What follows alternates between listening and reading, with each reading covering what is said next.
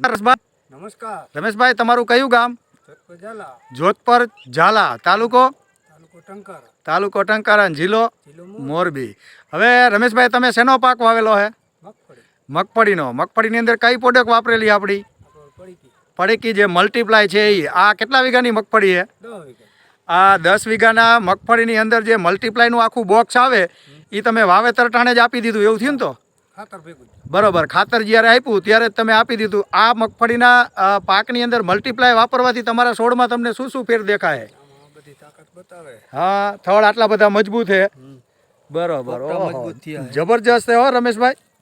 પોપટા બહુ મોટા છે. હા હા હા, પોપટા મોટા છે, એની ગાંઠું બહુ મજબૂત છે, બરોબર ને? અને એના પત્તાની સાઈઝ ફૂલ સાઈડ. હા હા, ફૂલ સાઈઝ અને ફૂલ ગ્રીનરી, બરોબર ને? તો શું લાગે છે, બધા ખેડૂતોને આ પ્રોડક્ટ વાપરવી જોઈએ ને?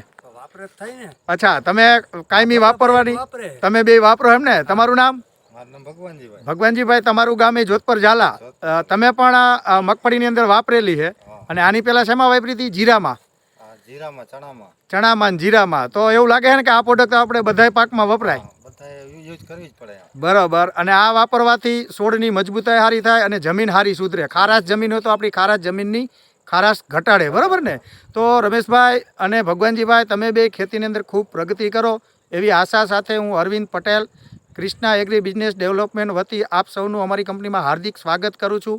અને ખેતીની અંદર અવિનવી આવી જ વસ્તુ વાપરતા રહ્યો અને અલગ અલગ ખેતી કરતા રહ્યો અને ખેતીની અંદર ખૂબ પ્રગતિ કરો એવી આશા સાથે અરવિંદ પટેલ, જય હિન્દ.